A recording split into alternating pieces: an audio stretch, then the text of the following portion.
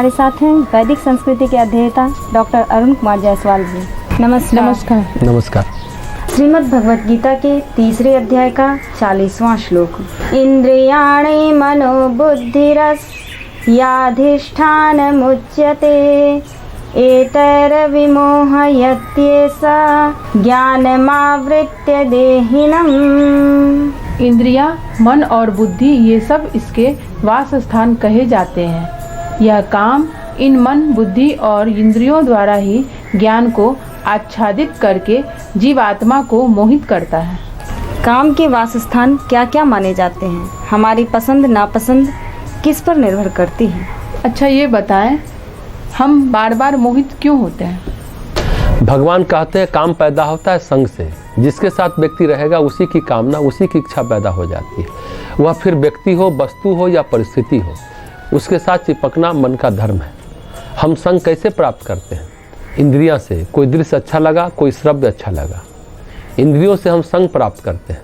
साथ ही मन से, विचार से भी हम संग प्राप्त करते हैं। किसी के बारे में विचार करते हैं, किसी के बारे में सुनते हैं और मन मोहित हो जाता है।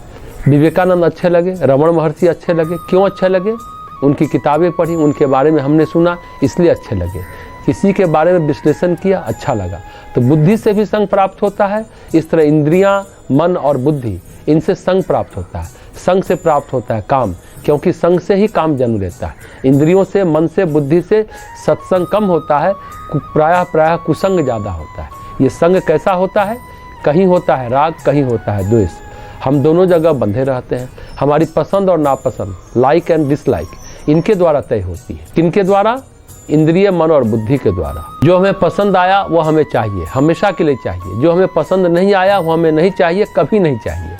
अभी इसे हटा दिया जाए मेरे सामने से, ऐसी भावना उठती है। यही स्थिति है जीवात्मा की और इसी से वह मोहित है। देही जो है, शरीर में रहने वाला निवासी जो है, जीवात्मा जो है, उसका समस्त ज्ञान इन्हीं के द्वारा ढका हुआ है। अब अगर संग अच्छा कर ले तो ज्ञान पर जो आवरण है वो हट जाते हैं। युग ऋषि वेदमूर्ति तपोनिष्ठ पंडित श्री राम शर्मा आचार्य जी हमेशा कहते हैं उल्टे को उलटकर सीधा करना, अर्थात इंद्रिय, मन, बुद्धि कुसंग की जगह सत्संग करने लगे। यदि हम सुनने लगे शास्त्र वचन, हम सुनने लगे गीता के श्लोक, हम सुनने लगे भक्ति मार्ग की गाथाएं, हम सुनने लगे उपनिषद, वेदों के मंत्र, तो इन्हीं की कामना जगने लगेगी। ऐसा हम सुनते नहीं, ऐसा हमारे साथ होता नहीं, तभी तो ऐसी कामना जगती नहीं।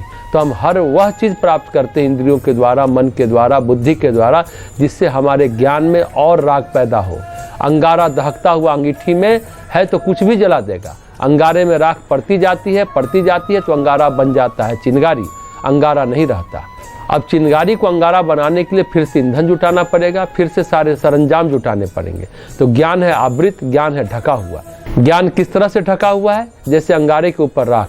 ज्ञान मोहित हो गया इंद्रियों से, मन से, बुद्धि से। हम देखते हैं कोई दृश्य, सुनते हैं कोई बात, या सोचते हैं किसी विषय पर, या स्पर्श करते हैं किसी का, फिर मोहित हो जाते हैं। दिन में 10 बार, 50 बार, सैकड़ों बार हम मोहित होते हैं। बार बार हम मोहित होते हैं। ये बार बार मोहित होने से हम अपना मूल स्वरूप, मूल स्वभाव ही भूल गए। कौन अपना है, कौन पराया? शंकराचार्य कहते हैं कि हम कौन हैं, कहाँ से आए हैं, कौन मेरी माँ, कौन मेरा बाप, हम सब कुछ भूल गए। हम अपना मूल स्रोत ही भूल गए, अपना परिचय, अपना पहचान भी हम भूल गए। हम बार बार क्या करते हैं? कोई लड़का मिल गया, कोई लड़की मिल गई, क्या बार बार साथ रहेंगे? फिर शादी करेंगे, 7 जन्म रहेंगे तो 14 जन्म रहेंगे। कोई और मिल गया लड़का लड़की तो उसके पीछे चल देंगे। हमें जो अच्छा लगा उसके पीछे चल देंगे। हमारा कोई धर्म ईमान नहीं है, हमारा कोई विवेक नहीं है। कहीं हमारा विवेक कार्य नहीं करता, कार्य करता संग, और संग से उपजती है कामना। हमारे प्रेरक होने चाहिए विवेक और वैराग, परंतु ये तो है ही नहीं। इनकी जगह है कामना, कामना, बस कामना, जिससे विवेक ही खत्म हो गया, ज्ञान खत्म हो गया, ज्ञान मर गया। कामना की आग में विवेक भस्म हो चुका है। इसलिए इंद्रिय, मन और बुद्धि जो काम के निवास स्थान है, जिस पर काम टिका हुआ है, हमें वहाँ से काम को हटाना पड़ेगा, काम को निकालना पड़ेगा। जो संग है, जहाँ से काम भावना पैदा होती है, उसकी जगह हमें यह संग पैदा करना होगा जहाँ से विवेक और वैराग्य पैदा हो। इसके लिए सत्संग करना होगा। देहधारियों का जो ज्ञान ढका हुआ है वह अनावृत होगा, प्रज्वलित होगा। फिर उसमें भड़केगी चिंगारी, फिर बनेगा अंगारा, फिर बनेंगे शोले, फिर लगेंगी लपटें और फिर सारा ज्ञान भस्म। तो हमें ये सब करना होगा। इस तरीके से हम काम पर नियंत्रण या कहिए काम का रूपांतरण कर पाएंगे। श्रीमद् भगवद गीता के 3 अध्याय का 41वां श्लोक। तस्मात् त्वमिन्द्रियाण्यादौ नियम्य भरतर्षभ पाप्मानं प्रजह्येनं ज्ञान विज्ञान नाशनम। इसलिए हे अर्जुन, तू पहले इंद्रियों को वश में करके इस ज्ञान और विज्ञान का नाश करने वाले महान पापी काम को अवश्य ही बलपूर्वक मार डाल।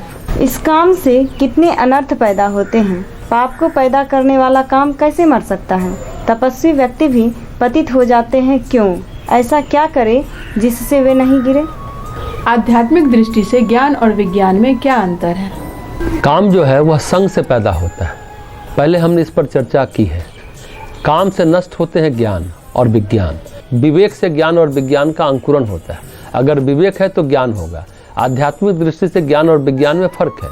भौतिक दृष्टि से पदार्थ जो है उसका विवेचन विश्लेषण ही विज्ञान है, उसमें दुनिया भर की बातें। ज्ञान विज्ञान का फर्क आध्यात्मिक दृष्टि से सोचेंगे तो ज्ञान है जानकारियाँ, यानी कि परोक्ष ज्ञान। जैसे कि भगवत गीता में पढ़ रहे हैं, इस पर चिंतन मनन कर रहे हैं तो ये ज्ञान है। लेकिन अपरोक्षानुभूति होती है डायरेक्टली। आप जो अनुभव करते हैं, फील करते हैं अपने ध्यान में, प्रकाश में जो अनुभूतियाँ होती है, आप देखते हैं, महसूस करते हैं, वह विज्ञान हो गया। यहाँ विज्ञान वस्तु नहीं है।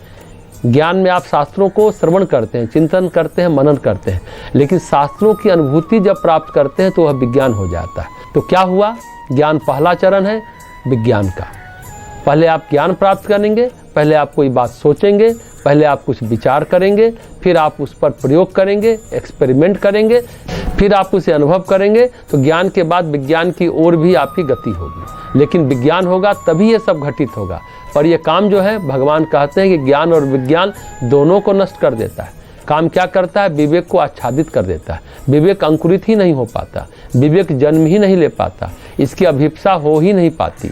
ज्ञान और विज्ञान की जो अभिप्सा है वह मर जाती है, पैदा ही नहीं होती। भावुकता कहें, वासना कहें, आसक्ति कहें, रिश्ते कहें, मोह कहें, जो भी उसको नाम दे हम, संग से जो चाहते जगती है वह ज्ञान विज्ञान को ही नष्ट कर डालती है।